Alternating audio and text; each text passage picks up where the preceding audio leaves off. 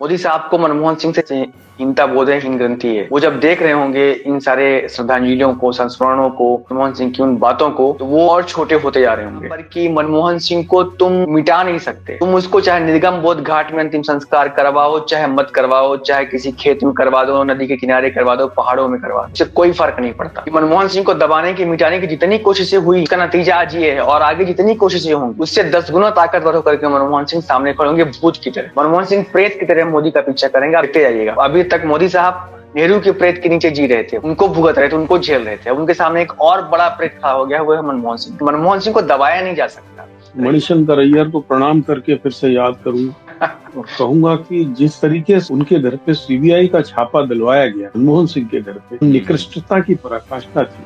फूल चुनना और यमुना में बहाना एक उनका निहायत पारिवारिक फंक्शन था, इसीलिए उसमें राहुल गांधी और उनका परिवार नहीं गया। वो लोग बहुत इस मामले में सभ्य लोग हैं कि वो भद्रलोक के लोग हैं। वो लोग जानते हैं कि एटिकेट्स क्या कहलाते हैं। तो TNNN की ब्यूरो चीफ ने कहा मोहन सिंह से कि डॉक्टर साहब आपके जूते घिस गए हैं, बदल दीजिए। उसने कहा यार जो पैसा मैंने यूएन में जो मैंने पैसा मैंने बचाया था उससे मैंने घर ले लिया है और अभी मुझे अपनी बेटी की शादी करनी है, तो थोड़ा मुझे पैसा बचाना है। और बहुत सामने फर्क दिख रहा है। जिस आदमी ने अपनी पढ़ाई के लिए स्ट्रीट लाइट का इस्तेमाल किया हो, 35 साल केवल पढ़ाई की हो, उसके सामने एक ऐसा व्यक्ति खड़ा है जो खुद कहता हो जिसने 35 साल केवल भीख मांगी हो। उसके बौद्धिक, नैतिक और प्रशासनिक स्तर में फर्क होगा ही। कि अरुण जेटली साहब ने कहा था कि अगर आप अपने मेमोइर्स लिखेंगे, खासकर 1991 से 1996 के दिनों की, तो मैं उनको जरूर पढ़ना चाहूंगा। उन्होंने कभी मेमोइर नहीं लिखा। जो कहते थे कि मैंने मेमोइर इसलिए नहीं लिखा बिकॉज ट्रुथ हर्ट्स और I don't want to hurt anyone. Intelligence के सूत्र जानते हैं और मिलिट्री जानती है कि सरदार मनमोहन सिंह के समय कम से कम 8 ऐसे ऑपरेशन पाकिस्तान में हुए हैं और 3 हुए हैं म्यांमार में। कहना था कि ये सब चीजें हमारी इंटरनल चीजें हैं, इसको हमको प्रचार नहीं करना चाहिए। भारत के किसी प्रधानमंत्री के पोर्टफोलियो में, जवाहरलाल नेहरू के बाद किसी प्रधानमंत्री के पोर्टफोलियो में इतने जबरदस्त नागरिक अधिकार प्रदान करने का योगदान नहीं रहा हो। पंडित नेहरू के बाद में कोई इतना बड़ा सोशल रिफॉर्म्स का डिसीजन लेने वाला कोई आदमी था तो ये मीडिया कैंपेन चलाई गई और बहुत सारे लोग उन्होंने उनकी आलोचना की, उनके बारे में गलत फहमी रही है। उसका एक बड़ा कारण ये है कि डॉक्टर सिंह खुद ही बहुत लो प्रोफाइल रहते थे, अपने बारे में कभी कोई क्लैरिफिकेशन नहीं देते थे, कभी कोई वो अपनी निजी जिंदगी के बारे में बात नहीं करते थे और मीडिया को कभी उनके काम से आगे झांकने का कभी कोई मौका नहीं मिला। और मनमोहन सिंह बहुत गहराई से नैतिक थे। जो साहस होता है व्यक्ति का, वो उसकी नैतिकता से आता है। देखेंगे कि जो व्यक्ति जितना गहराई से नैतिक होता है वो व्यक्ति उतना ही साहसी होता है। कायर जो व्यक्ति जितना अनैतिक होगा वो उतना ही कायर होता है। लेकिन आप ये सोचो कि सोनिया गांधी और मनमोहन सिंह की इतनी अच्छी केमिस्ट्री थी।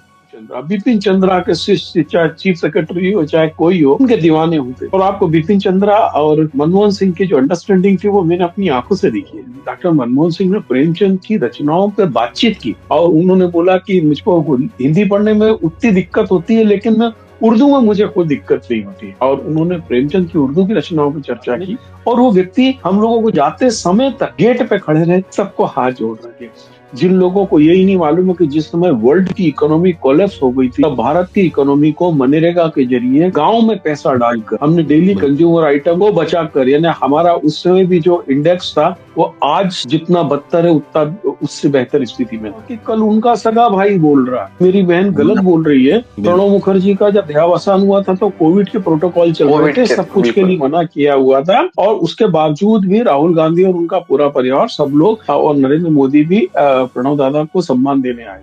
सलाम, नमस्कार, मैं हूं कुणाल पाठक और आप देख रहे हैं द लखनऊ पोस्ट आज का अखबार। आज के अखबार में है मेरे साथ मेरे मेहमान पंकज चतुर्वेदी जी indiaclimatechange.com से और नेशनल हेराल्ड से मेरे दोस्त विश्वदीपक। आप दोनों का स्वागत। शुक्रिया पंकज जी, आज का पूरा कार्यक्रम भारत के पूर्व प्रधानमंत्री के लिए ही समर्पित किया जाए तो बेहतर होगा। डॉक्टर मनमोहन सिंह को समर्पित करेंगे आज का पूरा कार्यक्रम। उनका 4 दिन पहले 26 दिसंबर को निधन हो गया था। और विश्वदीपक, मुझे ये जानकर कि वो अध्यापक थे, यानी कि एक शिक्षक थे, ये जानकर बड़ा आश्चर्य हुआ कि एक साधारण शिक्षक इतनी ऊंचाई तक पहुंचा। और इस पर मुझे चाणक्य धारावाहिक का एक डायलॉग याद आ गया, जब धनानंद चाणक्य को अपमानित कर रहा था, सिर्फ इसलिए अपमानित कर रहा था कि वो एक शिक्षक था और उसको बहुत साधारण व्यक्ति की तरह उसको ले रहा था। तब चाणक्य ने कहा कि शिक्षक साधारण नहीं होता है धनानंद, सृजन और विनाश उसके दोनों हाथों में खेलते हैं। और रेस्ट इज हिस्ट्री कि धनानंद का क्या हाल किया चाणक्य ने। यहाँ पर भी डॉक्टर मनमोहन सिंह ने, जो कि शिक्षक थे, अपनी सृजन शक्ति के बलबूते भारत को आर्थिक महाशक्ति बना दिया। आप देखिए कि शुरुआत में जब 1991 के सुधार हुए तो भारत को आर्थिक महाशक्ति की ओर मोड़ा उन्होंने, और जब 10 साल का प्रधानमंत्री का कार्यकाल उनका शुरू हुआ विश्व दीपक, तो आप देखेंगे कि सिर्फ उन्होंने आर्थिक महाशक्ति नहीं बनाई। कोई देश आर्थिक महाशक्ति सिर्फ अर्थ आधार पर नहीं बन सकता जब तक वहां के नागरिक अधिकार सशक्त ना हो। और आप देखिए कि 10 सालों में जो नागरिक अधिकार उन्होंने प्रदान किए, शिक्षा का अधिकार, रोजगार का अधिकार दिया मनरेगा के माध्यम से, और भोजन का अधिकार और सूचना का अधिकार, मुझे ऐसा लगता है कि भारत के किसी प्रधानमंत्री के पोर्टफोलियो में, जवाहरलाल नेहरू के बाद किसी प्रधानमंत्री के पोर्टफोलियो में इतने जबरदस्त नागरिक अधिकार प्रदान करने का योगदान नहीं रहा होगा जितना डॉक्टर मनमोहन सिंह ने किया। लेकिन आप देखेंगे कि उनके विपक्षियों ने बिल्कुल धनानंद की तरह ही उनकी बुराई करना जारी रखा, उनको एक साधारण छोटा आदमी समझने की कोशिश की, मनमोहन सिंह बोला, और तमाम उनको इतने छोटे छोटे शब्द बोले कि जिनको यहाँ कहना भी अच्छा नहीं लगेगा। और ये सब करके फिर वो फाइनली सत्ता में आ गए पंकज जी। तो सत्ता पाने के लिए उन्होंने एक शिक्षक को, एक अल्पसंख्यक को अपमानित करना जारी रखा। लेकिन आज जब वो नहीं रहे तो मैंने सोशल मीडिया में ही देखा कि पूरा देश उनको कितना प्यार करता था। वर्ल्ड, विश्व में जो लोग अपने अपने घटनाएं सुना रहे हैं, आप जी सोचो कि वो एक राष्ट्रपति कह रहा है कि मैं जेल में था और मेरे बच्चों को एजुकेशन के लिए उन्होंने ऑफर किया। एक जगह से पूरा स्पष्ट बात आ रही है कि मनमोहन सिंह चाहते थे मुंबई हमले के बाद में कि हम पाकिस्तान पे सीधे कार्रवाई करें, और चूंकि अंतर्राष्ट्रीय इस तरीके की चीजें बनी कि वो ना कर पाए। एक जो बात आ रही है कि उन्होंने मिस्टर जरदारी को साफ साफ सबके सामने ऐसा बोला कि मिस्टर जरदारी, मैं मुझको मेरे देश की जनता ने ली इसलिए दूसरी बार नहीं चुना है कि मैं आपके देश के आतंकवाद को एक्सपोर्ट करूं।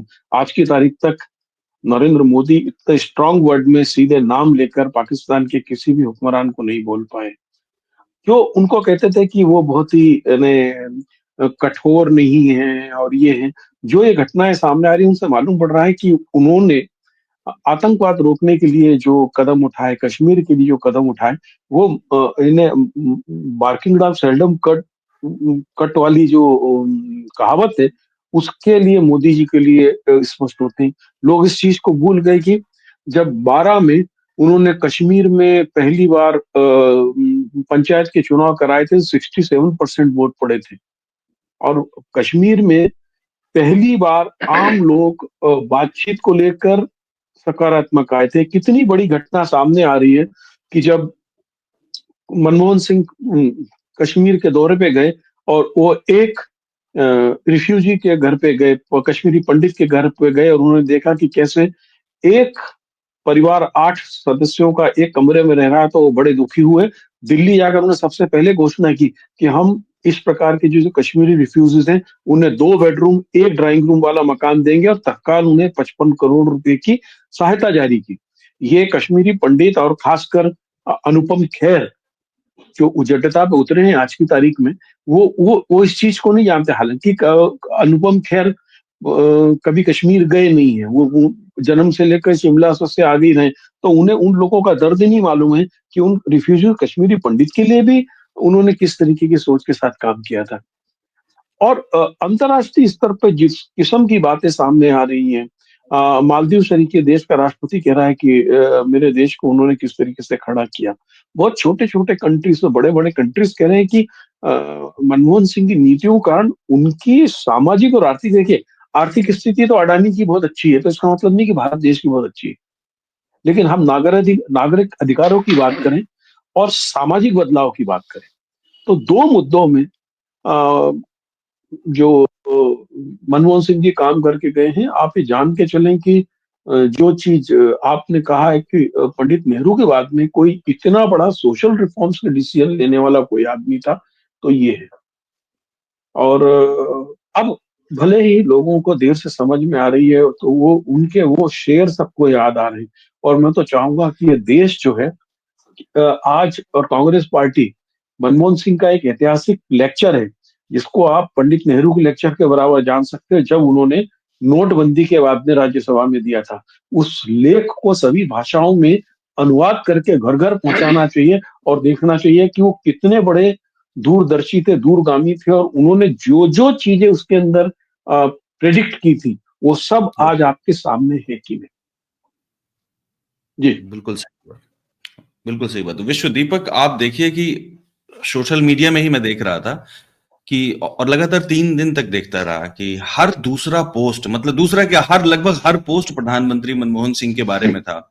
मुझे लगता है कि विपक्षी दलों ने इतना सोचा भी नहीं होगा कि जिनको इतना अपमानित किया गया, जिनके बारे में इतना खराब खराब बोला गया, हर व्यक्ति, चाहे वो पत्रकार हो, चाहे वो इंडस्ट्रियलिस्ट हो, चाहे वो सोशल रिफॉर्मर हो, सिविल सोसाइटी से जुड़ा हो, विपक्षी दलों से जुड़ा हो, हर व्यक्ति ने अपनी अपनी घटनाएं बताई। यहाँ तक कि उत्तर प्रदेश में एक मंत्री हैं असीम अरुण जी, वो अभी तक आईपीएस थे और इसके बाद इस्तीफा दे करके मंत्री बन गए, भारतीय फिजिकल जनता पार्टी में, बिल्कुल। हाँ, भारतीय जनता पार्टी से।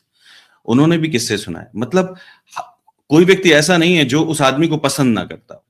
देखिए, मनमोहन सिंह के बारे में तीन चार बातें ऐसी हैं जो बहुत ही रिमार्केबल हैं और जिनको उनके बारे में नोटिस करना चाहिए। मनमोहन सिंह जी को एक बहुत लंबा जीवन मिला, 92 साल की उम्र में उनका निधन हुआ और एक बहुत ही लंबा जीवन होता है। और इस लंबे जीवन में वो आप देखिए कि मैं तो इसको ऐसे देखता हूं कि मनमोहन सिंह का जो जीवन था वो भारत का जो गणतंत्र है, भारतीय रिपब्लिक, इंडियन रिपब्लिक के जीवन के समानांतर चलता रहा, उसी के साथ एक में रहा वो जीवन। जैसे जैसे इंडियन रिपब्लिक बढ़ता रहा आगे आगे, वैसे ही मनमोहन सिंह का जीवन भी आगे बढ़ता रहा।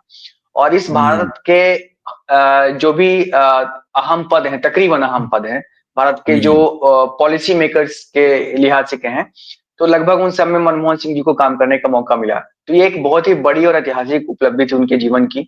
संयोग ऐसा कम ही लोगों को सहयोग मिलता है। और आपने बिल्कुल बहुत ठीक कहा कि नेहरू के बाद वो शायद दूसरे ऐसे प्रधानमंत्री हैं जिन्होंने पॉलिसी लेवल पे इस देश को इतनी गहराई से प्रभावित किया।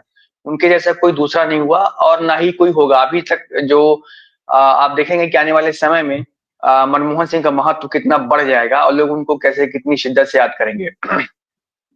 और इतनी जहां तक सारी बात है कि नीतियों के बावजूद, इतनी सारी नीतियों के बावजूद, सामाजिक नीतियों के बावजूद उनकी नीतियों को पॉलिसी पैरालिसिस का नाम दिया गया था। सोचिए आप। असल में एक मीडिया कैंपेन चलाई गई और बहुत सारे लोग उन्होंने उनकी आलोचना की, उनके बारे में गलत फहमी रही है। उसका एक बड़ा कारण यह है संभवतः कि डॉक्टर सिंह खुद ही बहुत लो प्रोफाइल रहते थे, अपने बारे में कभी कोई क्लैरिफिकेशन नहीं देते थे, कभी कोई वो अपनी निजी जिंदगी के बारे में वो कोई बात नहीं करते थे और मीडिया को कभी उनके जीवन में उनकी काम से आगे झांकने का कभी कोई मौका नहीं मिला।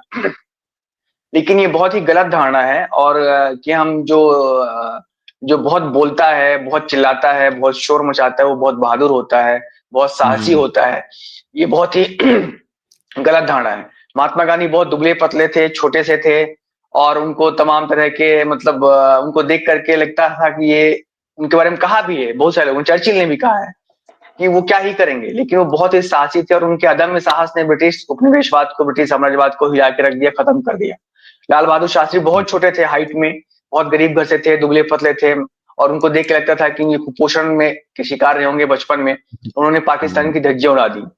मनमोहन सिंह देखने में बहुत शरीफ लगते थे, बहुत शांत थे, लेकिन जो जो साहस होता है व्यक्ति का वो उसकी नैतिकता से आता है, मैं ऐसा मानता हूँ।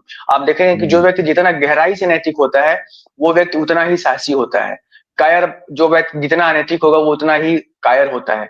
मनमोहन सिंह बहुत गहराई से नैतिक थे और नैतिक, उनकी नैतिकता जो थी वो किसी को दिखाने के लिए नहीं थी, उनके स्वयं के प्रति थी। उन्होंने जो कुछ मूल्यों का अनुसरण किया था उसके प्रति थी और उनका साहस भी वहीं से आता था। पंकज जी ने बिल्कुल ठीक पॉइंट आउट किया कि पाकिस्तान के किसी प्रधानमंत्री को इतना साफ शब्दों में, पाकिस्तान क्या आज तक इतना साफ शब्दों में इंदिरा गांधी के बाद मैं नहीं देखता हूं कि फॉरेन पॉलिसी भी किसी ने इतना साफ शब्दों में कहा हो। वो अलग बात है कि देखिए कृष्ण कृष्ण क्या कहते हैं, कृष्ण भी यही कहते हैं कि हमें युद्ध करना जब अनिवार्य होगा तो हम युद्ध करेंगे, लेकिन उसके पहले क्या है कि दे दो केवल 5 ग्राम, 5 गांव दे दो, रखो तुम अपनी धरती तमाम, हम वही खुशी से खाएंगे, परिजन परस न उठाएंगे, हमको 5 गांव दे दो, मेरा अधिकार है वो। मनमोहन सिंह ने यही कहा, उन्होंने जनता को अधिकार दिए वो। लेकिन जब युद्ध अनिवार्य होगा तो युद्ध किया जाएगा और मनमोहन सिंह के अंदर वो साहस था, वो करते। ये लोग, उनके जो छवि बनाई गई है उस छवि को देखिए कैसा वक्त का कैसा तकाजा है, कैसा बदल गया वक्त, वो छवि अपने आप ध्वस्त हो गई और आज लोग पश्चाताप के आंसू रो रहे हैं, प्रायश्चित कर। मैं मानता हूं कि ये देश एक सामूहिक प्रायश्चित से गुजर रहा है मनमोहन सिंह के बारे में। बिल्कुल सही बात, बिल्कुल सही कह रहे हैं। जिसको ये कह रहे हैं ना कि हमने सर्जिकल स्ट्राइक किया था पाकिस्तान में, ये पता कर लीजिएगा, इंटेलिजेंस के सूत्र जानते हैं और मिलिट्री जानती है कि सरदार मनमोहन सिंह के समय कम से कम 8 ऐसे ऑपरेशन पाकिस्तान में हुए हैं और 3 हुए हैं म्यांमार में।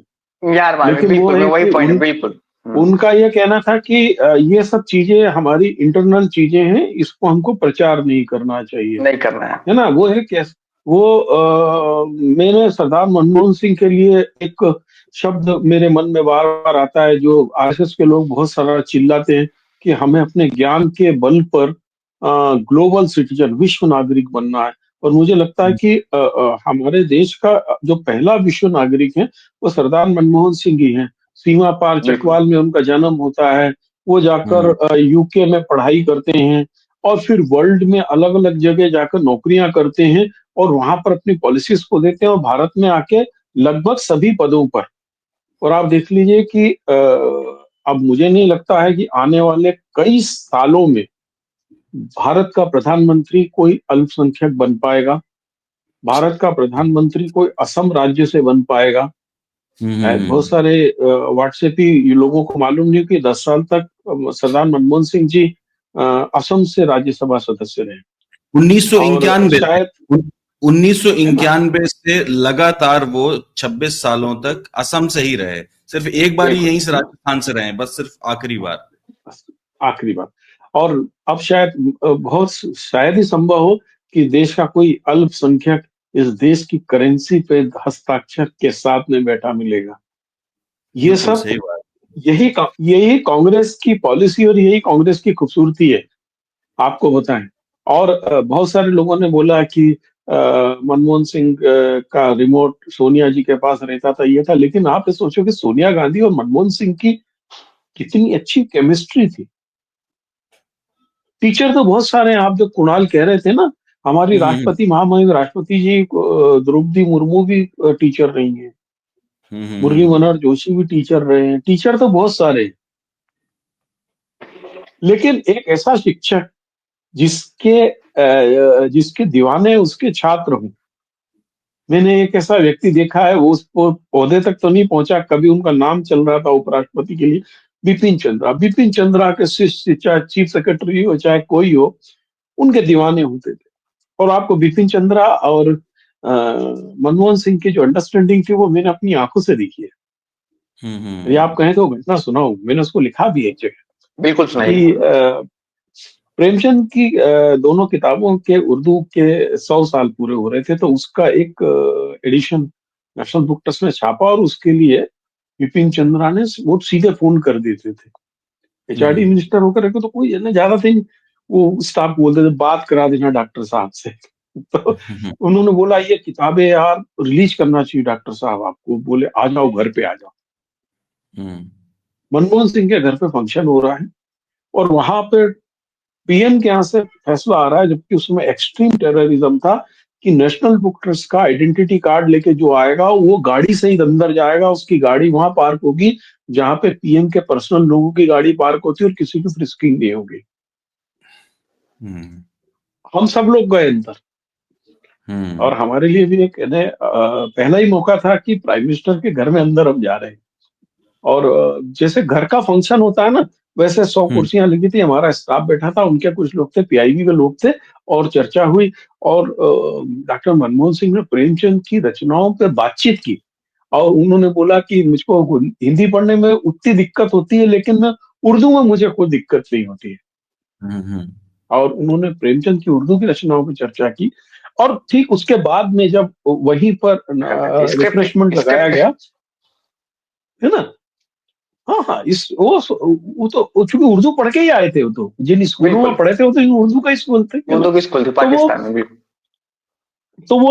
ऐसे डॉक्टर साहब ये चीज वो कह रहे विपन ये तू खा ले, है ना। वो लोग हाथ पकड़ के से फ्रेंड होते हैं उस तरीके के एक दूसरे का बिहेव कर रहे थे। मैंने इतनी सभ्य महिला नहीं देखी। मिसेस सिंह हमारे स्टाफ के पास आके आ रही थी, आपने कुछ लिया इस तरीके का, है ना। हम कल्पना नहीं कर सकते थे। हमारे कुछ लोग तो ऐसे थे कि जो लोग अंदर बोले चलो देखिए तो वहां प्राइम मिनिस्टर का घर कैसा होता है, वहां कोई रोकने वाला नहीं था। ये मेरा अपना अनुभव उनके साथ में। और वो व्यक्ति हम लोगों को जाते समय तक गेट पे खड़े रहे, सबको हाथ जोड़ रहे। ये नहीं, ये एक घटना मेरे साथ से वो 40 मिनट का कार्यक्रम था, वो 2 घंटे चला था। मैंने रिफ्रेशमेंट और सब मिला के मेरे हिसाब से प्राइम मिनिस्टर का मिनट टू मिनट अगर 40 मिनट हुआ था वो चले जाते, जितने मैंने अनुभव किए हैं। लेकिन वो वहीं रहे, सबके बीच में घूम रहे हो। वो एक ऐसा एक्सपीरियंस था जिसने मेरी उस व्यक्ति के बारे में, उनकी जो मानवीय चेहरा है, एक ह्यूमैनिटेरियन चेहरा है, उसकी मैंने एक छवि बनाई। और उसके बाद जो उनके डिसीजन रहे शिक्षा के अधिकार को लेकर और मनरेगा के बदलाव को लेकर, मुझे लगा कि ये एक ऐसा ही व्यक्ति कर सकता है जो अर्थ और समाज दोनों में सामंजस्य जानता हो। आमतौर पर अर्थशास्त्री का मतलब आजकल पूंजीपतियों के बीच में खेलने वाला हो जाता है, और समाजशास्त्री को मान दिया जाता है कि वो पूंजीवाद के खिलाफ है। लेकिन सरकारी पूंजी, सरकारी योजनाओं को आम लोगों से जोड़ने वाले लोग, और दुर्भाग्य से आपको बता दूं कि जो लोग इन सभी योजनाओं का फायदा उठा के बेहतर पढ़ाई कर सके, बेहतर इंस्टीट्यूशंस में जा सके, जिन लोगों को यही नहीं मालूम है कि जिस समय वर्ल्ड की इकोनॉमी कोलैप्स हो गई थी, तब भारत की इकोनॉमी को मनरेगा के जरिए गांव में पैसा डालकर हमने डेली कंज्यूमर आइटम को बचाकर, यानी हमारा उस समय भी जो इंडेक्स था वो आज जितना बदतर है उतना उससे बेहतर स्थिति में था। वो उस व्यक्ति की देन थी। आपको बता दूं, यदि वर्ल्ड जब क्रैश हुआ है, यदि उस समय भारत क्रैश हो जाता, हमारे लिए खड़ा होना बहुत मुश्किल होता। उसके पहले यानी हम किस परिस्थितियों में थे, हमारे पास में डेली कंज्यूमर आइटम्स को उन्होंने किस प्रकार से मैनेज किया कि कौन सी चीज एक्सपोर्ट होना चाहिए फूड की, कौन सी नहीं होना चाहिए। ग्रामीण इकोनॉमी में पैसा जाने का फायदा हुआ कि गांव के लोगों ने कंज्यूमर आइटम खरीदने शुरू किए, वहां बाइक स्कूटर्स का आना जाना शुरू हुआ। तो वो हम जो शहरों में जिनकी नौकरियां जानी थी, उनकी नौकरियां अकेले उसके बदौलत बची रही। बिल्कुल, ये बात सही कह रहे हैं आप। उस समय जिस तरीके से उन्होंने देश को संभाला था वो अनप्रेसिडेंटेड था। लेकिन एक चीज और है विश्वदीपक, आप देखें तो जो इंस्टीट्यूशनल फ्रेमवर्क को लेकर जो उनकी समझ थी और जो उनके विचार थे बिल्कुल अलग थे। हम इस समय एक नई घटना पढ़ रहे हैं जिसमें ये मालूम चल रहा है कि उर्जित पटेल के समय में डिमोनेटाइजेशन हुआ था, और इसके लिए उर्जित पटेल को फाइनेंस मिनिस्ट्री की जो संसदीय कमेटी थी उसके सामने बुलाया गया। जब उनको ग्रिल करना शुरू किया कमेटी ने, तो डॉक्टर मनमोहन सिंह ने कहा उनसे कि आपको हर सवाल का जवाब देने की जरूरत नहीं है, ये संसदीय कमेटी के नियमों के तहत आता, आप चाहें तो जवाब ना दें। जबकि वो कांग्रेस की तरफ से सदस्य थे। जब उनसे पूछा, एक सदस्य ने, कांग्रेसी सदस्य ने पूछा कि आप ये सब क्यों कर रहे हैं, इस बहाने तो हम नरेंद्र मोदी को घेर सकते थे। तो उन्होंने कहा कि नरेंद्र मोदी आएंगे जाएंगे वो एक अलग बात हो गई, लेकिन ये इंस्टीट्यूशनल फ्रेमवर्क की इंटेग्रिटी रहनी चाहिए और कुछ सवाल ऐसे होने चाहिए जो अनआंसर्ड रहे, तब भी कोई दिक्कत की बात नहीं है। और इसीलिए, शायद इसीलिए आपको याद होगा कि अरुण जेटली साहब ने कहा था कि अगर आप अपने मेमोइर्स लिखेंगे, खासकर 1991 से 1996 के दिनों की, तो मैं उनको जरूर पढ़ना चाहूंगा। उन्होंने कभी मेमोइर नहीं लिखा, क्योंकि वो जानते थे, वो ये कहते थे कि मैंने मेमोइर इसलिए नहीं लिखा बिकॉज ट्रुथ हर्ट्स और I don't want to hurt anyone. इस कदर सेंसिटिव आदमी था वो, सोचिए आप। बिल्कुल, मनमोहन सिंह बिल्कुल ऐसे थे, ऐसे ही थे। और अब तो बहुत सारे एनेक्डोट्स आ रहे हैं, लोग उनके बारे में लिख रहे हैं। मैं चंद्रशेखर को पढ़ रहा था, पूर्व प्रधानमंत्री चंद्रशेखर साहब को, उनकी जीवनी पढ़ रहा था। तो मैं देख रहा था कि इन्होंने, चूंकि मनमोहन सिंह के बारे में उन्होंने क्या लिखा है, क्या जिक्र किया है, तो एक घटना मिलती है कि मनमोहन सिंह की जो ह्यूमिलिटी थी, उनका जो, आपने जो कहा कि हर्ट करने का, ना करने का जो उनका प्रण था, वो इतना गहरा था कि उसमें लिखा हुआ है कि संसद में डिबेट चल रही है, नरसिंह राव प्रधानमंत्री थे और वित्त मंत्री थे ये मनमोहन सिंह। चंद्रशेखर जो है उनके ऊपर आरोप लगाते हैं कि जापान से कोई एक समझौता हो रहा था, जिसमें से कुछ ऐसा था कि कुछ जापान भारत में क्योटो जैसे, जो बाद में मोदी ने जिसको पकड़ा, उस टाइप से कुछ ऐसे मॉडल विलेज या टाउनशिप डेवलप करेगा। इसको लेकर के चंद्रशेखर जो है आरोप लगा रहे थे। उनका कहना था कि भाई ये हमारी संस्कृति के खिलाफ है। तो मनमोहन सिंह ने कहा कि ये जो समझौता हम लोग करने जा रहे हैं, या जो बातचीत चल रही है, उसकी शुरुआत आपकी ही सरकार में हुई थी और आपने फिजिबिलिटी रिपोर्ट मंगाई थी। तो इस बात को लेकर के चंद्रशेखर काफी जो है भड़क गए। फिर क्या हुआ कि अगले दिन जो है चंद्रशेखर साहब को शिवराज पाटिल जो है उस समय लोकसभा अध्यक्ष थे, उनके यहाँ से फोन आता है, उन्होंने बुलाया कि आप चाय पर आइए। गए चाय पर, देखा वहां मनमोहन सिंह बैठे हुए थे। मनमोहन सिंह ने उनसे कहा कि चंद्रशेखर जी सॉरी, मैं बोलता हूँ, आपने फिजिबिलिटी रिपोर्ट मंगाई थी पढ़ने के लिए, आपने उसको पारित नहीं किया था, एक्सेप्ट नहीं किया था, और ये सामान्य प्रक्रिया है। मैं अपनी बात वापस लेता हूँ जो लोकसभा में हुई है, और उसके लिए बात को आप उससे हर्ट अगर हुए हो तो मुझे माफ करिए। ये था उस आदमी का बड़प्पन। लोकसभा के अंदर जो बात हुई, उसको अगर वो माफी नहीं भी मांगते, कुछ कहते नहीं भी, तो भी उससे कोई फर्क नहीं पड़ता। लेकिन उन्होंने जाकर के ये बात शिवराज पाटिल के यहाँ कहा उनको, और चंद्रशेखर ने इस बात को लिखा है अपनी जीवनी में, आप उसको पढ़िएगा कभी। टीएन नैनन जो है बड़े पत्रकार हैं, बड़े बिजनेस जर्नलिस्ट हैं। मैं भी कभी देख रहा था उनका कि वो अपने ब्यूरो चीफ के साथ मिलने गए सिंह साहब से। तब वो प्लानिंग कमीशन में शायद हुआ करे थे, बड़ा सा ऑफिस था। गए, देखे उनका जूता घिसा हुआ है। तो टीएन नैनन के ब्यूरो चीफ ने कहा मनमोहन सिंह से कि डॉक्टर साहब आपके जूते घिस गए हैं, बदल दीजिए इसको। तो उन्होंने कहा यार जो पैसा मैंने डब्ल्यूएचओ में कमाया था उससे मैंने जो है, सॉरी, यूएन में जो मैंने पैसा मैंने बचाया था उससे मैंने घर ले लिया है, और अभी मुझे अपनी बेटी की शादी अशोक करनी है, तो विहार थोड़ा मुझे पैसा बचाना है। आप समझिए, अशोक विहार एक में जूत, मकान लिया था। सोचिए, और यहाँ लोग ये 10 था लाख के वो सूट पहन रहे हैं, 1.5 लाख का चश्मा पहन रहे हैं, चश्मा सदरी पहन पहन रहे हैं, रहे हैं, बिल्कुल। हजारों हजारों लाखों रुपए की, और वो गरीबों के मसीहा बन के घूम रहे हैं पंकज जी। और एक चीज बिल्कुल और सोचिए पंकज जी आप, कि जिस इंस्टीट्यूशनल फ्रेमवर्क की इंटेग्रिटी के लिए वो आदमी जिंदगी भर काम करता रहा, जिसके लिए उसने अपने मेमोयर तक नहीं लिखे, जिसके लिए वो बात ही नहीं करता था। इवन राहुल गांधी वाला जो केस हुआ था जिसमें उन्होंने ऑर्डिनेंस फाड़ दिया था, और जब वो विदेश में थे, जब उनसे कहा गया तो उन्होंने कहा मैं वहीं जाऊंगा और वहीं जाकर इससे निपट लूंगा, एक शब्द उसके खिलाफ या समर्थन में नहीं बोला। आप सोचिए कि उसी एक इंस्टीट्यूशन ने, कैग ने, उस आदमी की इंटेग्रिटी को खत्म करने की कोशिश की, उस आदमी को इतना बेइज्जत करने की कोशिश की कि वो सालों तक उसी अपमान में बना रहे। लेकिन उस आदमी ने इस चीज को स्वीकार नहीं किया। उसने कहा कि आने वाला समय मेरे प्रति काइंड होगा, भले आज मीडिया मेरे प्रति काइंड हो या ना हो, आज के लोग मेरे प्रति काइंड हो या ना हो। और हम देख रहे हैं कि 10 साल बाद उस आदमी की भविष्यवाणी बिल्कुल सही साबित हो रही है। ऐसा लगता है कि वो अर्थशास्त्री नहीं, भविष्यवक्ता था। मैं इस मामले में बताऊं कि मैं इस समय मणिशंकर अय्यर को प्रणाम करके फिर से याद करूंगा और कहूंगा कि जिस तरीके से उनके घर पे सीबीआई का छापा दिलवाया गया मनमोहन सिंह के घर पे, वो निकृष्टता की पराकाष्ठा थी।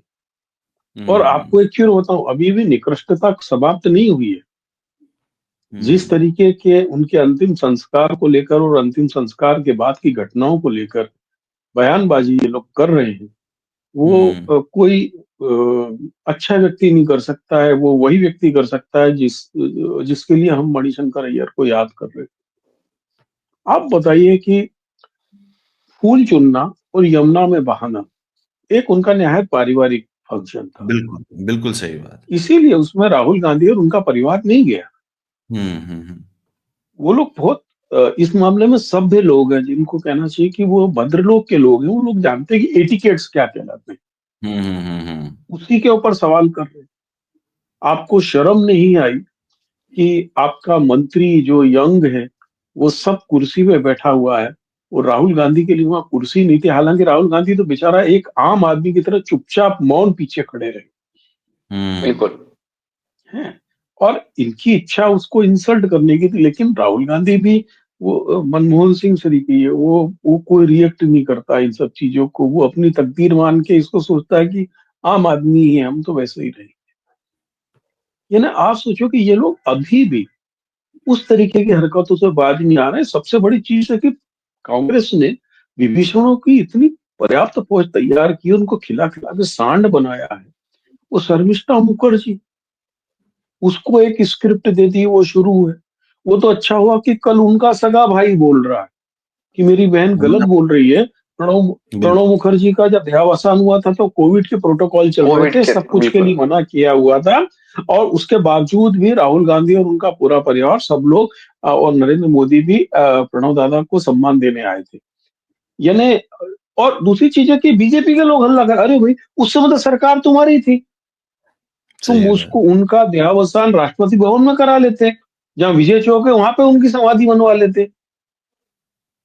भाई आपको ज्यादा लाड़ आ रहा है उनपे तो करवा लेते। शर्मिष्ठा इस चीज का जवाब नहीं दे पा रही कि तुम्हारे बाबा जो थे वो जाके भैया उस मोहन भागवत के बगल में खड़े होकर संघ अध्यक्ष क्यों बन गए थे।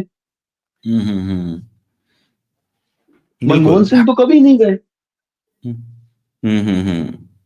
और दूसरा चीज सोचो कि क्या ये इनकी विचारधारा इतनी निकृष्ट है कि उसमें कोई जाते ही मणिशंकर अय्यर उनकी भविष्यवाणी के अनुसार हो जाता है। ज्योतिरादित्य सिंधिया सरीके लोग, RPN सिंह सरीके लोग, जिनमें मिनिमम कटसी नहीं थी, ये कोई हम वैचारिक समझ आधार ही जाएं। नहीं होगा, मुझे लगता है पंकज जी, कोई वैचारिक आधार नहीं होगा, और ये जो गलत फहमी है कि ये इनमें कोई मिनिमम कर्टसी होगी, एक लोग आधार। उनके मंत्रिमंडल हाँ, में सहयोगी रहे। एक सामान्य चीज मानी जाती है कि हम मंत्रिमंडल को एक पहिए के समय माना जाता है, जिसकी दूरी में प्रधानमंत्री और जो तिलियां होती है वो उसके मंत्रीगण होते हैं। ये हम लोग टेक्स्ट बुक में पढ़ते रहे। इससे मुझे एक तो घटना याद आई है पंकज जी, मैं आपको बताता हूँ। उसमें क्या हुआ कि जब उनकी आलोचना होने लगी कि आप अपने मंत्रियों को देख नहीं पाते हैं, आप अपने मंत्रियों को कंट्रोल नहीं कर पाते हैं, और जिस मंत्री का जो मन आता है बोल देता है। तो प्रधानमंत्री मनमोहन सिंह जी ने तब कहा कि मैं कोई डिक्टेटर हूं। भारत का संविधान जो प्रधानमंत्री को बनाता है, वो फर्स्ट अमंग इक्वल्स बनाता है। मैं उनसे कोई यस, श्रेष्ठ व्यक्ति थोड़ा ना हूं, मैं फर्स्ट अमंग इक्वल्स हूं। आप सोचिए, उस आदमी की ये सोच थी, मतलब जो वो कर रहा था, उसके पास, उस इंसान के पास प्रॉपर सैद्धांतिक आधार था। जिसको आप कमजोरी समझ रहे हैं, जिसको भाजपा कमजोरी समझती है, वो उसका एक सैद्धांतिक आधार था प्रॉपर। उनकी पॉलिटिकल स्किल कमजोर नहीं थी। मुझे याद है कि 1999 में जब इलेक्शन था, लोकसभा इलेक्शन था, तो कांग्रेस ने उनको जयललिता के पास भेजा था, जयललिता जी के पास भेजा था बातचीत करने के लिए, ताकि तमिलनाडु में अलायंस हो सके। वो प्रॉपर अलायंस करके आए, ठीक ठाक सीटें लेके आए, 12-13 सीटें मिल गई थी तब। इसके बाद यस। 2004 में जब जयललिता नाराज हो गई, तो उनको करुणानिधि से बात करने के लिए भेजा गया, तब भी वो ठीक ठाक अलायंस करके ले आए। तो ऐसा नहीं है कि वो सिर्फ कोरे अर्थशास्त्री थे, कोई किताबी आदमी था। वो सैद्धांतिक था, लेकिन आप उसको ये नहीं कह सकते कि वो किताबी था। उनके अंदर पूरी जो है राजनीतिक क्षमता भी थी, मुझे ऐसा लगता है। और आप देखिए, इतना शर्मनाक है कि उस मनमोहन सिंह के ने इंटरनेट, मोबाइल डेटा, इस सबको इतना सस्ता किया, और उसकी जितनी पैदाइश जो आज मानस पुत्र हैं संघ के, वो सबसे ज्यादा गंद मचाए हुए हैं। वो अपनी अतीत को ही कोसते रहते हैं। यदि उनको मालूम नहीं कि यदि उनके अतीत में 20 साल ये सरकार होती, तो ये केवल गोबर ढोने लायक रह जाते। मैं एक चीज है विश्व ना? दीपक ये पूछूंगा आपसे कि ये जो निगम बोध घाट में किया है इन लोगों ने, और जिस पर जो तमाम बातचीत भी चल रही है, तो क्या ये सच में उनको अपमानित करने का प्रयास था निगम बोध घाट में? क्या आज तक किसी प्रधानमंत्री का अंतिम संस्कार किया गया है जो डॉक्टर मनमोहन सिंह का किया गया है? भाई, अब कोई ये कह सकता है कि आम आदमियों का होता है तो आपका भी कर दिया गया, पर वो भारत के प्रधानमंत्री हैं। या फिर इस बार से ये परंपरा हो जाएगी, जब भाई नरेंद्र मोदी भी तो कभी जाएंगे इस दुनिया से, जब जाएंगे तो उनका भी वहां हो जाएगा अंतिम संस्कार। या तो ये परंपरा हो जाए, तब भी ठीक है, तब भी कोई बात नहीं। देखिए, इसमें ये है कि मनमोहन सिंह के प्रति जो भी दुष्प्रचार उनके सत्ता में रहने के दौरान किया गया, और जो हम्म। अभी भी किया जा रहा है, उसका हम्म। एक बहुत बहुत बड़ा कारण है हीनता बोध, हीन ग्रंथि। मोदी साहब को मनमोहन सिंह से जबरदस्त हीनता बोध है, हीन ग्रंथि है।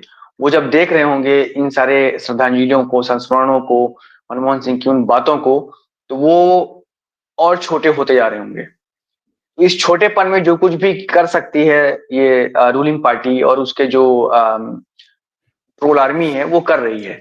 लेकिन हम्म। मेरा ये मानना है कि अगर मनमोहन सिंह, मैं सोचता हूँ कि अगर मनमोहन सिंह होते और उनसे पूछा हम्म। जाता कि डॉक्टर साहब, आपके निधन के बाद क्या हम्म। प्रक्रिया अपनानी चाहिए, तो मुझे लगता है वो यही कहते हैं कि एक सामान्य मनुष्य की तरह, सामान्य हम्म। मनुष्य की तरह, भारत की किसी एक आम नागरिक की तरह मुझे जहां भी जगह मिले। मैं ये कहना चाहता हूं यहाँ पर कि मनमोहन सिंह को तुम मिटा नहीं सकते। तुम उसको चाहे निर्गम बोध घाट में अंतिम संस्कार करवाओ, चाहे मत करवाओ, चाहे किसी खेत में करवा दो, नदी के किनारे करवा दो, पहाड़ों में करवा दो, उससे कोई फर्क नहीं पड़ता। मैं मानता हूं कि, और आप देखना इस चीज को, आने वाले समय में महसूस करेंगे आप इस चीज को, हम्म। कि मनमोहन सिंह को दबाने की, मिटाने की जितनी कोशिशें हुई हैं, उसका नतीजा आज ये है। और आगे जितनी कोशिशें होंगी, उससे 10 गुना ताकतवर होकर के मनमोहन सिंह सामने खड़े होंगे भूत की तरह। मनमोहन सिंह प्रेत की तरह मोदी का पीछा करेंगे। आप देखते रहिए, इस चीज को देखते जाइएगा। और मैं एक चीज और बताता हूँ, अभी तो उनको, अभी तक मोदी साहब नेहरू के प्रेत के नीचे जी रहे थे, उनको भुगत रहे थे, उनको झेल रहे थे। अब उनके सामने एक और बड़ा प्रेत खड़ा हो गया, वो है मनमोहन सिंह का। तो मनमोहन सिंह को दबाया नहीं जा सकता। रही बात ये प्रोटोकॉल की और अपना ये सब करने की, अपमान करने की और स्मारक न बनाने देने की, तो वो भारत के इतने बड़े उन्होंने अपना जीवन भारत को दिया, उन्होंने भारत को भारत को उन्होंने बदला। इस नाते उनका उनका सम्मान होना चाहिए, और ताकि आने वाली पीढ़ियां ये महसूस कर सके, देख सकें, समझ सकें स्मारक क्यों बनाए जाते हैं। स्मारक इसीलिए बनाए जाते हैं ताकि जब हम ना रहें तो हमारे विचारों को, हमारे काम को, हमारे योगदान को आने वाले लोग देख सकें, वो इतिहास को महसूस कर सकें, इसीलिए स्मारक बनाए जाते हैं। तो लेकिन एक स्मारक बनता है जो भौतिक स्मारक होता है, जो दिखता है, लेकिन एक स्मारक होता है जो मन में भी बनता है। तो अगर आप नहीं बने देंगे तो कोई बात नहीं, मनमोहन सिंह इस देश के मन में है, और आप देखिएगा कि आने वाले समय में उनका महत्व, उनका योगदान, उनकी महत्ता और उनका कद इतना बड़ा हो जाएगा कि ये इनसे संभाले नहीं संभलेगा। ये कितनी भी कोशिश कर ले उनको मिटाने की, नहीं मिटा पाएंगे उनको। और पंकज जी, कुछ भी हो, लेकिन इसको मतलब इसके अंदर मैं आपको देखिए एक चीज बताऊं कि होता ये है कि सिक्की में फूल चुनने का रिवाज 3 दिन का है। अच्छा। फूल यानी जो अस्थि अवशेष रहते हैं। निगमबोध घाट में आप लोग गए नहीं है वहां, शायद वहां पर निगमबोध घाट बहुत सकड़ा जगह है, और वहां पर चूंकि हर दिन 200 से 250 अंतिम संस्कार होते हैं, और यदि वहां पर कोई वीआईपी आ जाए तो जान के चलो कि फिर आम लोगों के लिए वहां जगह नहीं बचती, वो अंदर ही नहीं आ सकते। ठीक है। और इसमें क्या है कि ये जो एक वहां पर सीढ़ियों चढ़ के वीआईपी चबूतरा बनाया हुआ है, वो नया किसने बना दिया था, उसको वीआईपी चबूतरा ही कहते हैं। तो वो वीआईपी चबूतरे पर नियम है कि उसमें 24 घंटे में आपको अस्थियां हटानी पड़ती है, और उसमें यही हुआ कि उनके अंतिम संस्कार के 24 घंटे के अंदर उनको अस्थियां हटानी पड़ी, और अस्थियां हटाकर वहीं पर यमुना में उनको प्रभावित करना पड़ा। तो एक होता यह है कि जब इतने बड़े कद का आदमी, क्योंकि कल कांग्रेस कार्यालय में असामान्य भीड़ थी, आम लोगों की, ब्यूरोक्रेट्स की, ओल्ड लोगों की, तो वो जो भीड़ पूरा अंतिम संस्कार के लिए जाना चाहती थी, उस भीड़ के लिए निगमबोध घाट इनसफिशियंट है। इसीलिए कहा जा रहा था कि जो पीछे वाला हिस्सा है जहां पर शक्ति स्थल वगैरह, वहां जगह दे तो लोग वहां पहुंच सकते थे। लेकिन भारतीय जनता पार्टी के लोगों के मन में एक अपराध बोध था अटल बिहारी वाजपेयी जी की अंतिम यात्रा को लेकर। अंतिम यात्रा में नरेंद्र मोदी और अमित शाह पैदल भी चल रहे थे, तो भी उनके साथ लोग नहीं थे उस भीड़ के अंदर। पुलिस ये सब तो थी, और शायद मुझे लगता है कि इनको एक डर था कि यदि सड़कों पर बहुत भीड़ दिखी, ये सब कुछ हुआ, तो जो उसका लोकप्रियता का पैमाना है, लोग देखने लगेंगे। अटल जी भी 6 साल प्रधानमंत्री रहे, लेकिन यदि हम उपलब्धियों की बात कहेंगे तो एक निहायत असफल प्रधानमंत्री रहे। और मनमोहन सिंह के सामने उनकी जो चर्चाएं हैं, तो आप कवि के रूप में बहुत अच्छे थे, लेकिन उनकी जो कविताएं आमतौर पर जिला स्तर के कवियों की होती हैं, लेकिन जो मनमोहन सिंह के द्वारा लिखी गई किताबें वो ग्लोबल बुक्स है। और बहुत सामने फर्क दिख रहा है कि जिस आदमी ने अपनी पढ़ाई के लिए स्ट्रीट लाइट का इस्तेमाल किया हो, 35 साल केवल पढ़ाई की हो, उसके सामने एक ऐसा व्यक्ति खड़ा है जो खुद कहता हो जिसने 35 साल केवल भीख मांगी हो, तो उसके बौद्धिक, नैतिक और प्रशासनिक स्तर में फर्क होगा ही, है ना। तो 35 साल किताबों के साथ बिताने वाले के साथ की अंतिम शव यात्रा में लोगों की संख्या और उसको लेकर ही एक इनके मन में कंठा और सवाल था। दूसरा चीज है कि चूंकि ये नहीं चाहते हैं कि अब ऐसी कोई समितियां बने जिसमें नेहरू गांधी परिवार के लोग मेंबर बने, जैसे उन्होंने जलियांवाला बाग समिति सोनिया गांधी को बाहर किया, दिल्ली की भी कई समितियों में किया। ये देंगे, अभी जगह भी देंगे, क्योंकि दिल्ली में 11-12% सिख वोट है। ठीक है। तो अभी ये चुनाव घोषणा हो जान दो, उसके बाद में ये जगह तय कर चुके हैं, सब कुछ करेंगे, और उसके अंदर वो जो आरएसएस और बीजेपी से जुड़े हुए सिख लोग हैं, उन लोगों को उस कमेटी में रखेंगे। ये इनका विशुद्ध प्लान है। और इसीलिए आपको बताता हूं कि मणिशंकर अय्यर ने जीवन में कुछ ना किया हो, लेकिन जो एक ब्रह्म वाक्य बोला है वो यहाँ भी सटीक बैठता है। बिल्कुल। विश्व दीपक ने जैसे कहा ना कि अगर डॉक्टर मनमोहन सिंह होते और उनसे पूछा जाता कि उनका अंतिम संस्कार कैसे हो, तो वो यही बताते कि बिल्कुल साधारण तरीके से किया। जैसे महात्मा गांधी से पूछा गया तो उन्होंने कहा था कि मेरी मूर्तियां कहीं ना लगे, मैं चाहता हूं कि मेरी मूर्ति कहीं ना लगे। उनको ऐसा लगता था। मुझे ऐसा लगता है विश्व दीपक की विनम्रता के मामले में कि विनम्रता कितनी शक्तिशाली होती है, ये मैंने देखा महात्मा गांधी के मामले में, और फिर मैं दूसरा देखता हूँ डॉक्टर मनमोहन सिंह के मामले में, कि कोई व्यक्ति कितना विनम्र है, कितना डाउन टू अर्थ है, और कितना ज्यादा पावरफुल है, कितनी ज्यादा शक्ति की कितनी जबरदस्त आंच आती है उसमें से, ये दो आदमी बिल्कुल साफ साफ दिखेंगे। लेकिन अगर मनमोहन सिंह की बात हो, कैग विनोद राय की बातचीत ना हो, मनमोहन सिंह की बात हो, अन्ना आंदोलन की बातचीत ना हो, मनमोहन सिंह की बात हो, और अरविंद केजरीवाल की बात ना हो, प्रशांत भूषण की बात ना हो, योगेंद्र यादव की बात ना हो, आज भले ही कोई कितना भी पाक साफ दिख रहा हो, पर इस देश की इस बुरी हालत के पीछे इन लोगों की जिम्मेदारी को तय किया जाना चाहिए। ये सभी लोग कहीं ना कहीं जिम्मेदार हैं। आज जिन लोगों को, जो उस जमाने में सिविल सोसाइटी कहलाती थी, उस आदमी के जमाने में जो सिविल सोसाइटी कहलाती थी, आज ये आंदोलन जीवी कहलाते हैं। इनको शर्म आनी चाहिए कि किस तरीके का व्यवहार और भाषा का इस्तेमाल उन्होंने तत्कालीन भारत के प्रधानमंत्री के खिलाफ किया था, और आज इनकी हिम्मत भी नहीं होती कि उस भाषा के आसपास भी भटक सकें। विश्व दीपक। बिल्कुल, देखिए अन्ना आंदोलन तो जो एक, देखिए इसके क्या हुआ कि इस भारत में मनमोहन सिंह की आलोचना करने वाले दो तरह के लोग थे। अब ये हम लोगों को अब समझ में आता है, क्योंकि उस वक्त हम लोग भी यंग थे, और जब आंदोलन शुरू हुआ 10 साल हो चुके थे, इनकम्बेंसी थी और कहीं कहीं पॉलिसी पैरालिसिस दिख रही थी, सही बात है। और मीडिया ने, खासतौर से टीवी मीडिया ने, अर्नब गोस्वामी ने और टाइम्स ऑफ इंडिया जैसे अखबारों ने जो एक कैंपेन शुरू की, लॉन्च की करप्शन के अगेंस्ट, और उसका एक बड़ा असर हुआ लोगों में, और भ्रष्टाचार एक बड़ा मुद्दा बन गया उस वक्त मुद्दा। लेकिन उस मुद्दे में आप देखेंगे कि दो स्ट्रीम्स एक साथ आ गए, और ऐसा भारत के इतिहास में शायद पहले नहीं हुआ होगा, या हो सकता है कि आगे कभी हो, लेकिन मेरे देखे नहीं हुआ था। वीपी सिंह के समय में हुआ था कि उनको लेफ्ट और राइट दोनों ने सपोर्ट किया था वीपी सिंह को कांग्रेस के खिलाफ। यहाँ पे पॉइंट याद रखना चाहिए, क्योंकि कांग्रेस की सत्ता थी केंद्र में, कांग्रेस की सत्ता ही दिल्ली में थी, तो वो एक अजब संयोग बना जिसमें लेफ्ट और राइट दोनों कांग्रेस के खिलाफ हुए और एक हो गए। उसमें से एक तरफ के वो लोग थे जो संघ के लोग थे, राइट विंग के लोग थे, जो कांग्रेस के खिलाफ थे, उसकी उनकी नीतियों के खिलाफ थे, उसके उदारवाद के खिलाफ थे, और वो आरोप लगाते थे कि ये सरकार जो है अल्पसंख्यकों का तुष्टीकरण करती है। एक वो धारा थी उस आंदोलन की, और दूसरी धारा वो थी जो लेफ्ट की धारा थी, जिसमें से प्रशांत भूषण, योगेंद्र यादव, समाजवादी किस्म के लोग थे, जो ये मानते थे कि मनमोहन सिंह विश्व बैंक का चेहरा है, वो लिबरलाइजेशन की पॉलिसी लागू करने वाले मतलब टूल हैं। उनको विश्व बैंक ने जो है हमारे बाजारों को कब्जा करने के लिए भारत में लगा रखा है, वो पूंजीवाद के दलाल हैं, मोंटेग से अहलूवालिया पूंजीवाद का दलाल है। ऐसी तमाम भाषाएं, ऐसी तमाम बातें जेएनयू में और लेफ्ट सर्किल में उस वक्त हुआ करती थी, और मैं उन बहुत सारी मीटिंगों का, बहुत सारे चीजों का मैं गवाही हूँ। तो वो दोनों धाराएं एक साथ आकर के खड़ी हो गई, लेकिन उन दोनों का कॉमन पॉइंट क्या था कि कांग्रेस का विरोध। अब आज जबकि 10 साल बीत चुके हैं, वो धाराएं भी खंडित हो चुकी हैं, और उसमें खासतौर से लेफ्ट की जो धारा थी, जो कि जेन्युइन थी, जो कि वास्तव में पूंजीवाद को बेहतर बनाने के लिए पूंजीवाद के एक बेहतर विकल्प खोज रही थी, जेन्युइनली वो पराजित हो चुकी है, वो पस्त हो चुकी है, और उन्हीं को आंदोलन जीवी कहा जाता है।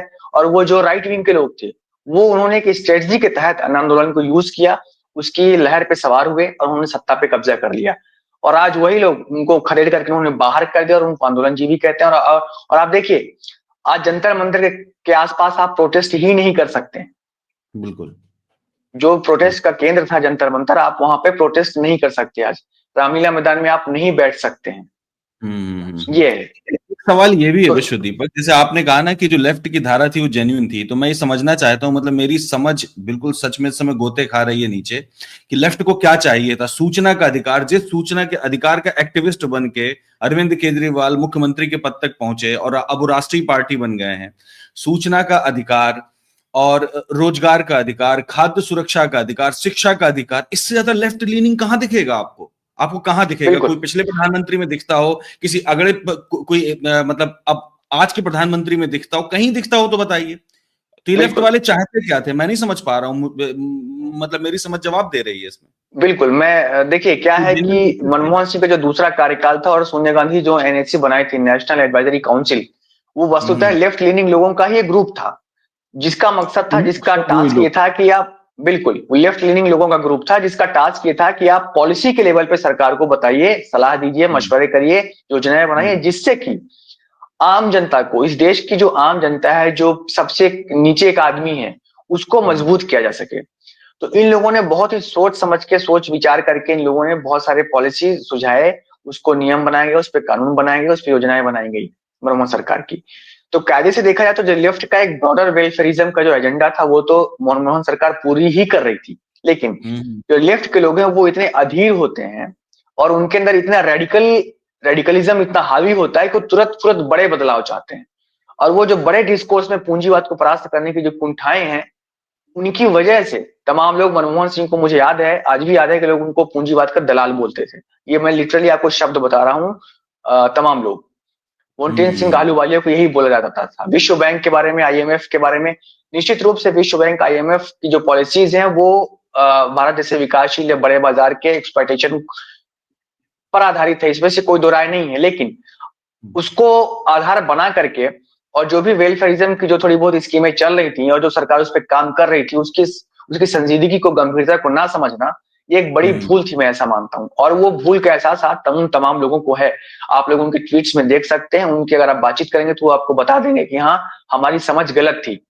और इसका जो तीसरा एक पक्ष है वो अनरिपोर्टेड है, वो है कि आप देखिए कि न्यूक्लियर डील हुई, मनमोहन सिंह जी ने करवा ली, और इस बिना पे करवाई कि हमारी सरकार अगर गिरनी हो तो गिर जाए। उनसे कहा कि जब उन्होंने कहा कि आपकी सरकार हम गिरा देंगे, तो उन्होंने कहा कि लेट इट बी, गिरने दो इसको सरकार को, लेकिन हम इस डील को करेंगे, क्योंकि वो उसको लेकर के कन्विंस्ड थे। ये उनका नैतिक बल था। लेकिन जिन्होंने डील गिरवाने की जो धमकी दे रहे थे, आज वो कहाँ है? लेफ्ट का वो हिस्सा जो कह रहा था कि रेडिकल सुधार लागू होने चाहिए और अमेरिकी साम्राज्यवाद जो है हमको खा लेगा भारत को, वो कहाँ है वो लेफ्ट? सीपीएम खत्म होने की कगार पर पहुंच गई, सीपीआई तो खत्म ही हो चुकी है।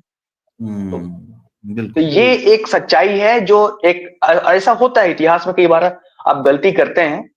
मेरा ख्याल है कि हो सकता है लेफ्ट का कोई ईमानदार आदमी होगा, जैसे कि हंसल मेहता ने कहा है, हो सकता है वो कह दे कि हमने गलती की थी, हमने ऐतिहासिक भूल की। उनकी भूलें भी ऐतिहासिक होती हैं, तो हो सकता है कोई कह दे कि हमारी हमारी ऐतिहासिक भूल थी, वो न करना।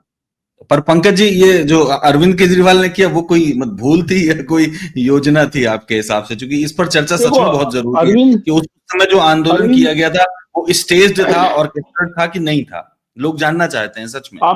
बस मैं आपको ये बताना चाहूंगा, उस आंदोलन और अरविंद केजरीवाल का हासिल महफिल ये है कि अरविंद केजरीवाल की पार्टी, आम आदमी पार्टी के 60% संस्थापक सदस्य अब बीजेपी में जा चुके हैं, बिल्कुल, है ना, जिसमें अश्विनी कुमार, दुवेसरी के और कपिल मिश्रा सर के नफरत उगलने वाले लोग भी हैं, शालजिया इल्मी सरी के दोहरे चरित्र के लोग भी हैं, किरण बेदीश्वरी के महत्वाकांक्षी लोग भी हैं। वीके सिंह, हाँ, वीके सिंह, कई चेहरे हैं ऐसे। तो ये जान के चले कि अनुपम खेर और वीके सिंह आम आदमी पार्टी के फाउंडर मेंबर नहीं थे।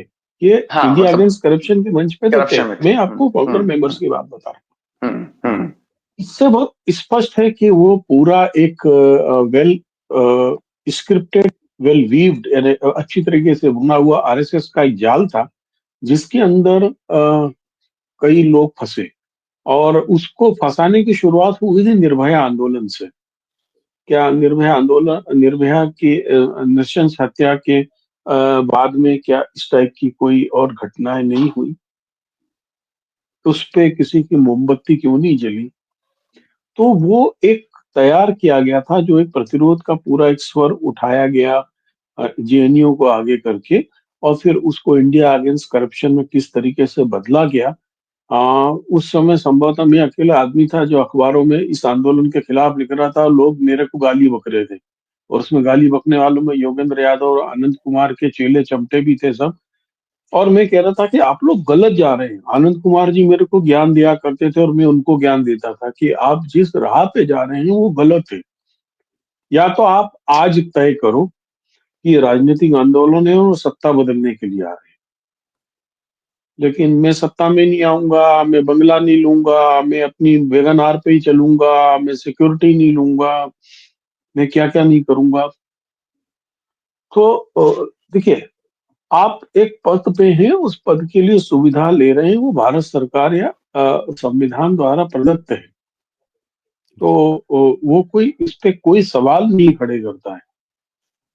लेकिन उनका जो तंत्र था वो असल में, पहले उनको शीला दीक्षित को गिराना था, और उसके बाद में उनको सरकार पे जो जिसको कहते हैं कि भ्रष्टाचार के आरोप है, जिनको एक पुख्ता तौर पे लगाया गया। अब आप देख लीजिए 2G 3G वाला मसला क्या हुआ, कोल वाला क्या हुआ, कसाब को बिरयानी खिलाने वाला क्या हुआ। आप सब मसलों को देख लीजिए, बाद में कह रहे हैं वो तो सब जुमले थे। और और भाजपा आप में देख शामिल हो लीजिए गया, कि वो भाजपा हाँ, में भी और तो शामिल हो गया, काले चुनाव धन का लड़ा। क्या हुआ, हाँ हाँ, ब्लैक मनी का क्या हुआ, है ना, 15-15 लाख कुछ रुपए। नहीं हुआ। आप देखिए कि आज हम टेररिज्म का बात करें, मनमोहन सिंह की सरकार थी जिसने अफजल गुरु और कसाब दोनों को फांसी में लटकवा दिया पिछले ट्रायल के 10 साथ, साल में। ट्रायल के क्या साथ। हाँ, ये सरकार किसी को फांसी में लटका पाई है? ये सरकार जो है 6-6 7 साल हो गए हाफिज सईद वाले केस को लेकर, से नईम खान वगैरह मुजरिम है, उसमें चार्जशीट नहीं हो पाई है। दिल्ली राइट्स के नाम पर जिन विचारधारा के लोगों को, जो सब लोग, ये जो पूरा लेफ्ट विंग था, ये सब लोग उस समय इस सरकार के साथ में थे, केजरीवाल के आंदोलन में। वो अधिकांश वो लोग अभी जेल में हैं। और आपको बता रहा हूं कि अभी महाराष्ट्र में जो हो रहा है, हो सकता है आने वाले 15 दिन में आपको दूसरा भीमा कोरेगांव सरी का केस वहां मिले, और उसमें जितने बच गए हैं वो सब आपको उसमें फंसे मिले। मैं बस बिल्कुल। हिंट दे रहा हूँ। तो जिनको हम्म। आंदोलन, जिन जिन आंदोलनकारियों को आप अब आंदोलन जीवी कह रहे हैं, उनको अब आप देशद्रोही भी बना के अंदर कर रहे हैं, और इनके पास में अब कोई जवाब नहीं है इन सब चीजों का। क्योंकि ये सब लोग अपने आप को, ये भी शिक्षक ही थे बहुत सारे। आपको बताऊं, जो आप कहते हैं ना शिक्षक, हर शिक्षक मनमोहन सिंह नहीं होता। बहुत सारे शिक्षक थे जो बाद में अरविंद केजरीवाल की अलग अलग कॉलेज की कमेटियों में चुपके रहे, वहां से माल बनाते रहे, लोगों की भर्ती करते रहे। वो बहुत शिक्षकों ने, स्पेशली कॉलेज के शिक्षकों ने, राजनीति और हिंदी साहित्य दोनों को जो उन्होंने स्वामी श्रद्धानंद मार्ग बना दिया ना, तो उससे आप हर शिक्षक की तुलना मत करना। नहीं नहीं, तुलना नहीं कर रहे हैं, बस मतलब सिर्फ इतना है कि एक शिक्षक भी मनमोहन नहीं, सिंह बन सकता है। हर मेरे कहने का अरे मतलब एक सिर्फ इतना है कि शिक्षक, शिक्षक भी एक मनमोहन सिंह शिक्षक बन तो सकता द्रौपदी मुर्मू जी भी बन गई है, एक शिक्षक मुरली मनोहर जोशी भी बन गए। तो वो शिक्षक रज्जू कोई भैया भी प्रोफेसर थे शिक्षक, संघ के साथ। हाँ, मायावती जी भी शिक्षक थी। है। ये किसी एजेंडे के तहत आ रहे थे सारे विश्व दीपक, इनमें से कोई ऐसा नहीं था जो देखिए, साधारण तौर पर सिर्फ और सिर्फ शिक्षण का काम कर रहा हो। जब वो पंजाब यूनिवर्सिटी में पढ़ाते थे तब वो बिल्कुल सामान्य शिक्षक के तौर पर थे, उनके पीएचडी स्टूडेंट बताते हैं कि वो कैसे थे। जब वो दिल्ली स्कूल ऑफ इकोनॉमिक्स में पढ़ाते थे तब भी वो बिल्कुल साधारण शिक्षक की तरह थे। उनका कोई स्टूडेंट ये कह भी नहीं सकता। वो कहते हैं हमें बड़ा आश्चर्य हुआ जब वो पॉलिटिक्स में चले गए, जब वो वित्त मंत्री बने तो हमको ये समझ ही में नहीं आया कि ये हमारे जो हमारे शिक्षक थे वित्त मंत्री कैसे बन गए। वहां तक भी ठीक था, प्रधानमंत्री बनने की तो कोई आशा ही नहीं थी। जितने लोगों के नाम आप लोगों ने लिए हैं, ये सारे लोग पॉलिटिकली एक्टिव हो गए थे वहीं पर ही। ये आदमी एक्टिव नहीं था पॉलिटिकली, इस आदमी के अंदर नैतिक बल था। इनसे तुलना नहीं की जा सकती इनकी, मुझे ऐसा लगता है। नहीं, और आज भी जो केजरीवाल अब मनमोहन सिंह के लिए आंसू बहा रहे हैं, उनको, उनके सामने केवल पंजाब के वोट हैं, और दिल्ली असेंबली में सिख वोट हैं। बिल्कुल। इसके अलावा कुछ भी नहीं है। वो ये सब धूर्त किस्म के लोग हैं जिनको उस समय अब, और आप, मैं एक चीज वाकया और बताना चाहूंगा, इसको आप लोग थोड़ा शायद पता ध्यान दिया कि नहीं ध्यान दिया हो। अभी हम्म। हमारे जो चंपू चैनल है, जितने चारण चैनल है, उन्होंने बताया कि नरेंद्र मोदी मनमोहन सिंह की कितनी इज्जत करते थे। तो उसके लिए वो एक बयान चलाते हैं कि जब पाकिस्तान के नवाज शरीफ ने ऐसा बोला था तो मनमोहन सिंह ने ऐसा बोला था। ध्यान है? अभी खूब चल रहा है कि मनमोहन सिंह ने बोला था कि अरे नवाज शरीफ, तुम्हारी ऐसी हिम्मत कैसे हुई। असल में उस समय नरेंद्र मोदी जो भाषण दे रहे थे वो ठीक उसी तरीके से दे रहे थे जैसे आजकल सोशल मीडिया पे होता है ना, किसी नेता को कुछ और चार चांटे लगा दे तो सब लोग उसका वीडियो चटकारे लेते हुए लगाते और बाद में लिखते हैं हम इसकी निंदा करते हैं। नरेंद्र मोदी ने उस समय वैसे ही हरकत की थी कि हम्म। अरे नवाज शरीफ, तेरी हिम्मत कैसे हुई कि हमारे मनमोहन सिंह गांव की देहाती औरतों तरीके रोते हैं, और प्राइम मिनिस्टर, वो प्रेसिडेंट अमेरिका के पास जाके बोलते हैं कि शरीफ ने ऐसा किया, हम इसकी निंदा करते हैं। यानी वो नरेंद्र अपमानित। मोदी और आरएसएस और बीजेपी का असल उद्देश्य था कि उस घटना जो नवाज शरीफ ने बोला है उसको अधिक से अधिक प्रचारित करना, और इस बहाने स्थापित करना कि मनमोहन सिंह जो है देहाती औरतों से की चुगलखोरी करते हैं। तो ये लोग बहुत धूर्त किस्म के लोग हैं। ये लोगों के मन में किसी के लिए श्रद्धा, किसी के लिए आस्था नहीं है। और जब आदमी शेर की सवारी वाली स्थिति में होता है, तब तो उसके पास में केवल एक ही उद्देश्य रहता है कि बस शेर भागता रहे और मैं उस पर चढ़ा रहूं। तो अभी की स्थिति वही है। बिल्कुल ठीक बात है। अब इस कार्यक्रम को खत्म किया जाए, मैं तो बस यही सोचता हूँ कि कोई नैतिक आदमी इतना साहसी कैसे हो सकता है। आज के दौर में नहीं दिखता है कि नैतिकता और साहस दोनों एक साथ हों, अच्छाई और साहस एक साथ हों। और हमेशा ये दिखाया जाता है, आज के दौर के सिनेमा भी हम देखते हैं तो देखते हैं कि अच्छाई हार रही है, अच्छाई हार जाती है बुराई के आगे, और उसको कहते हैं कि ये पैरेलल सिनेमा, ये पैरेलल सिनेमा है और ये यथार्थ का सिनेमा है। हमने देखा यथार्थ में कि एक अच्छा आदमी, एक सामान्य आदमी, एक नीचे से ऊपर आया हुआ आदमी, उसने नैतिकता दिखाई और वो भारत के सर्वोच्च पद तक पहुंचा। चलिए इस खत्म किया बहुत जाए। शुक्रिया। Thank you sir. चलिए।